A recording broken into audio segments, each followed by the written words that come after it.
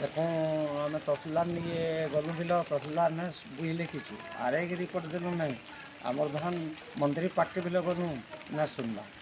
तार सत्वे काଣା करमु देखुन ठीक है आम अच्छु धानटा ये परिस्थिति पड़ी बोले आमर पाखे धान अच्छी किंतु धान बिकबार के गले आमर धान किए ना कलेक्टर लेके जीवार लगे बोले आम गाड़ी करके फटफटी बसी ना पार धान अच्छे काଣା कराई बोले तहसिलदार निके आम जाऊँ तहसिलदार टी सर्भे ना आवा तार सत्वे क्या करमु बोली आम चाषी में सब हंतर पड़ी रही बोले तार सत्वे भी आम बेपारी पाके गलु बेपारी बोले आमको 5-5 किलो जीवा बाबू बोले 5-5 किलो बोले 100 पैकेट मुई जदि देवार के गली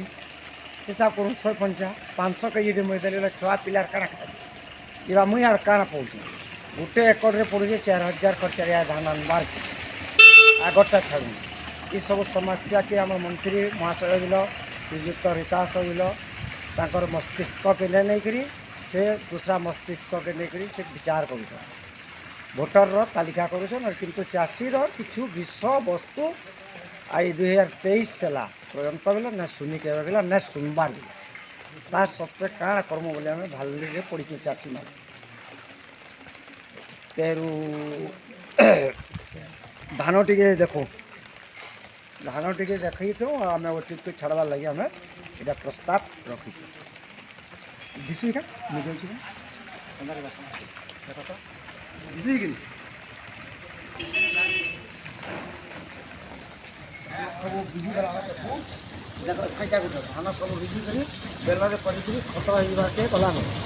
और आम लास्ट ने आम काଣା करमु विचार करमु लास्ट सीमा के हाँ लास्ट सीमा के आप विचार करमु काଣା कराई आमर धान बाध्य जेकोसी हिसाब रे पानी ना आम टी कि